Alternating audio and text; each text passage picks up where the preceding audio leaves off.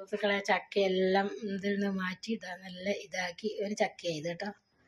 ഇത് കാണിക്കാൻ എടുക്കുന്ന വീഡിയോ ഞാൻ ചെയ്യുന്ന ഈ ചക്ക ഉണക്കുന്നത്.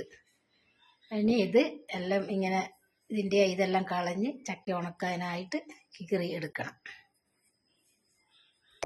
സുഹൃത്തുക്കളെ ഇതെല്ലാം വെട്ടി ഇതാക്കി എന്നെ കുറച്ചും കൂടി ഉണ്ട് ഉണങ്ങാൻ വേണ്ടി.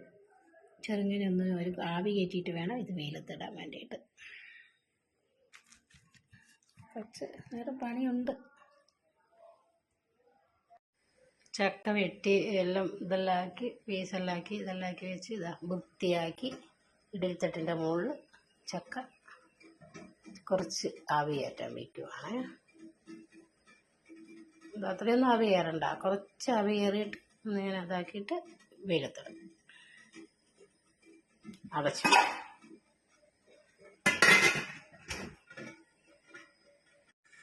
നോക്കിയിട്ട് ഒരു മിനിറ്റായ ആവി വന്നു. ആഹാ, നല്ല ആവി വന്നു. ഇനി ഇതൊന്ന് ഇളക്കിയിട്ട് കൊടുക്കാം. അധികം വേവണ്ട, കുറച്ച് ഇതാക്കിയിട്ട് കോരി മാറ്റുക.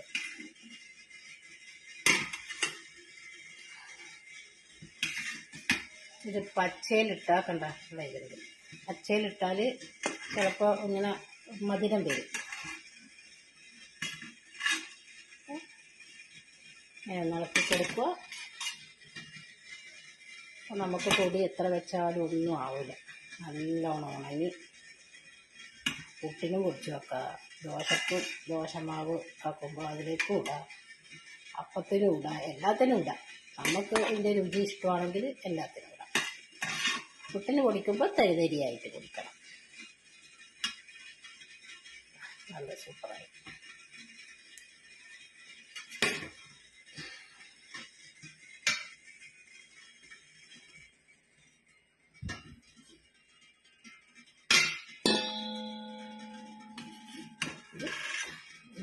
ഇതിലേക്ക്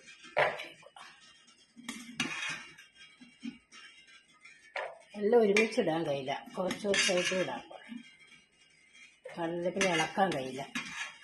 പിന്നെ അടിയിലത്തെ എല്ലാം വെന്ത് പോവും, മുകളിലത്തത് ഇങ്ങനെ നിൽക്കും. പിന്നെ ഇളക്കുമ്പോൾ അങ്ങോട്ടും ഇങ്ങോട്ടും പകുതി താഴെ വീഴും ഒക്കെ.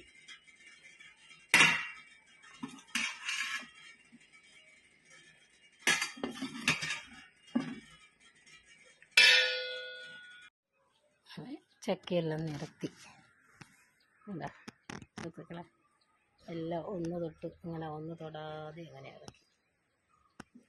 ഇനി ഇതൊരു 3-4 ദിവസം നല്ല വെയിൽ കൊള്ളണം. എന്നിട്ട് നമുക്ക് ഉണക്കി സൂക്ഷിച്ച് വെച്ച് ചക്ക പൊടിക്കുകയോ അല്ല ചക്ക വേവിക്കാൻ എടുക്കുകയോ എന്ത് ചെയ്യാം. അങ്ങനെ ഒരു 4 ദിവസത്തെ വെയിലേ കൊണ്ടുവരും. എന്താ ചക്കയാണ് ഉണങ്ങി നല്ല ഇതാക്കി. ഇത് സൂക്ഷിച്ച് വയ്ക്കുന്നുണ്ടെങ്കിൽ സൂക്ഷിച്ച് വയ്ക്കുക. അല്ലെങ്കിൽ പൊടിക്കുന്നുണ്ടെങ്കിൽ മില്ലിൽ കൊണ്ടുപോയി പൊടിച്ചാൽ മതി. ഇത് കൊണ്ടുപോയി പൊടിക്കുക. പിന്നെ ഇത് സൂക്ഷിച്ച് വെച്ചാലും നമുക്ക് ചക്കയില്ലാത്ത സമയത്ത് കുറച്ച് കുതിർത്തിട്ട് ചക്ക പോലെ വേവിച്ച് കഴിക്കാം. ഇതാ ചക്ക റെഡി, ചക്ക ഉണക്കിയത്. ഇത് വറ്റലും ആക്കാം. ഇത് നമുക്ക് വെളിച്ചെണ്ണ നല്ലോണം ചൂടായി വരുമ്പോൾ ഇത് കുറച്ചിട്ടിട്ട് ചിപ്സ് ആക്കിയിട്ട് കഴിക്കും.